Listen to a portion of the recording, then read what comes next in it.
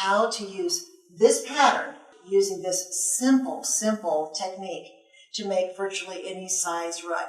And again, this is my favorite part, so hang with me just a minute and I'll be right back with you. So at the beginning of the video, I promised you that the last part of this special video was on how to make larger rugs. And in my opinion, this is not just the most exciting part, but it's possibly the most important part too. Because once you understand this part, all of this is going to make total sense. And again, you're going to be able to confidently take orders for any size of rug whatsoever. You're going to be able to make rugs for your family and friends, whatever size is going to fit into that small or large space. But the one thing that you have to understand is, how do you make your rugs bigger? And it's super easy, just like this pattern is super easy. This process is super easy. So I want you to remember back when we first started this video, and I said we were going to be making a 24 by 34 inch oval rug. And I asked you to do 10 foundational chains. Why 10? What was the relevance of that? Well, here's that 24 by 34, okay? The way we arrived at that, the way that I arrived at that, and you and I did this together to arrive at this perfectly shaped 24 by 34 rug, is we took the finished length dimension here minus the finished width dimension. The difference between the two is how many foundational chains you're going to start with.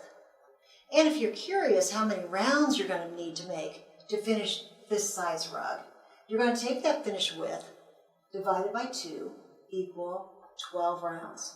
We just finished with this rug we did in this demonstration 12 rounds. But that's this size of rug. What if you wanted to make this size bigger? What's going to happen if you keep on crocheting around this rug? What's going to happen is it's no longer going to be oval. It's going to start making it into a round rug. And that's not what we want. What you need to do if you want a different size rug is elongate it. And the way you elongate it is by those initial foundational chains. So case in point, let's decide that you have a customer that calls and says, can you make me a 30 by 54? And you're going to say, well, of course I can. So let's put the 30 by 54 up here, okay? Now, it's real simple math. In order to determine how many foundational chains that you're going to start your rug out, that very initial stitches, to elongate the rug, to determine and to confidently know that your rug is going to end up this size, you're going to take that 54 minus the 30, which is your finished width dimension. The difference between the two is 24 foundational chains. Not 10, but 24. And then you're going to start in on the pattern, okay? Now, if you're curious how many rounds you're going to make to get to this size, you're going to divide 30 in half to determine 15 rounds. Your next question to me, we're going to answer in just a second, is, well, the pattern was only for 12 rounds. What do I do now on these next 3 rounds? And I'm going to answer that for you. Let's do one more, just so make sure that you understand what we're talking about here. What if a customer calls and says, okay, I know this is kind of an oddball size, but can you make me a rug that's 22 by 78? And you're going to say, absolutely, I can certainly do that. And the way you're going to calculate how many foundational chains is to take that 78 minus your finished width, 22, equal 56 foundational chains to arrive at a rug this size. That's a lot of foundational chains, particularly when we just did 10 on this demonstration rug, right? If you want to know how many rounds, you're going to take this 22, divide it in half, and you're going to need to complete 11 rounds, okay? And your finished rug, when you're all done at round 11, will be this size. But let's go back to the one before, because I left you with a question in your heads. What about these extra 3 rounds? What are we going to do about that? Because the pattern on the cheat sheet, it doesn't go that high. It only goes to round 12, right? What are we going to do on these extra 3 rounds in order to get to this size of rug? Well, we are now going to convert to a technique that I dub crocheting on demand. This is mine. You're not going to find this in any crochet books. Grandma would not have taught you what this term was. You're not going to find this anywhere but here. It's called crocheting on, and I put in parentheses, tension demand. I'm going to put this right here, okay? This is what we call. Now, from now on, when you crochet your rug, you're still going to use those handy little crochet markers. But as you crochet, again, remember that you're only going to add additional stitches to relieve tension on the ends, specifically in the corners in this particular case, okay? So as you are crocheting, if it feels like it's too far of a reach to get to the next stitch without buckling your rug, then you need to add another stitch at that point, okay? Just remember that what you do at that point, you need to do in the other 4, and you need to use your crochet markers to mark that space and the other 3 in approximately the same space. It doesn't have to be exact. We don't need to count here. So we always want our stitches to be straight up and down as we're working them. If it starts leaning towards your hook, you have a tension concern at that point. To straighten it back up, you're going to add another stitch in that spot. Now, it may be that you may go 2 or 3 more stitches, and all of a sudden your stitches are leaning towards your hook. And you know by just looking at it that if you skipped over to that next stitch, it's going to buckle your rug, right? So at that point, you need to add another stitch in that space, just like our increases on our pattern, right? By adding that extra stitch there, it relieves tension, and you can move on without buckling your rug. But the trick is this, is that when you are using this technique called crocheting on tension demand, you will never ever add more than 2 additional stitches in any given corner. You may just add 1, you may add 2, or you may add none, but never ever more. So I don't care if your rug is to be 9 feet. You're never ever going to have a need to add more than 2 additional stitches in any given corner. It could be 1, where you're going to increase by, insert your hook a second time.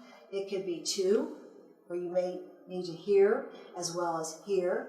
Or it may be that you go all the way around and there was no tension concerns at all. For instance, that single crochet around, look how beautifully flat this rug is. It's perfectly shaped and it's perfectly flat. You can lay it anywhere you want without any adjustments. You don't have to pull and tug and everything else. Your rug will always lay perfectly flat. But just remember that when you're working the larger rugs, which the 30 by 54 is going to be one of those, is that you're only going to be adding additional stitches in the 4 quadrants of your rug. And what you add here, you need to add in approximately the same place in the other 4 corners. And you can continue using this technique, this crochet on demand, for the entire rug. And again, I don't care if it gets to be 9 foot or 15 foot or whatever. 1, 2, or none. Never more. They're the same increase as what we used here. Where there's a 2, you needed to increase by adding another stitch in that space. But if you'll notice on this entire pattern, with the exception of here, we never added more than 1 stitch there. And we never added more increases on any given corner than 2. Right? Never ever. So the same thing holds true here, but you're going to take in consideration that from now on, once you reach the pattern, once you're done with the pattern, you will convert to crochet on demand, and you are going to assess your own personal tension. 1, 2, or none. Okay, so I know that we went over very quickly this technique called crocheting on demand. But there is another video on our YouTube channel that covers this very, very thoroughly. So I would invite you to watch this video and go into it more and more in detail. And I think you're really going to enjoy it because, honestly, making larger rugs is so simple. It all has to do with those initial foundational chains. Just do your simple math and you'll understand that. And then convert to this once you've completed those initial 12 rounds. So hopefully this is clear. I hope it is anyway. But if it's not on this part of it, again, check out the other channel. It's called Making Larger Rugs on our YouTube channel. Now, I'd like to thank you for joining us today. Thank you so much. We appreciate you more than you have any idea. Please, when you're on our channel, subscribe. And as Lisa pointed out on an earlier video, hit that little bell because you'll be notified every time that we introduce a new video. And on that note, I've got my list here so I don't forget anything. We've already got slated for the next 6 videos. The next one's going to be on making toothbrush rugs, a really great instructional video that we've got planned. We've got a beginner's class for children and for beginner adults that we have planned a really great rug that I think you'll enjoy making. We're going to do a video on how to make crocheted rugs using plastic bags.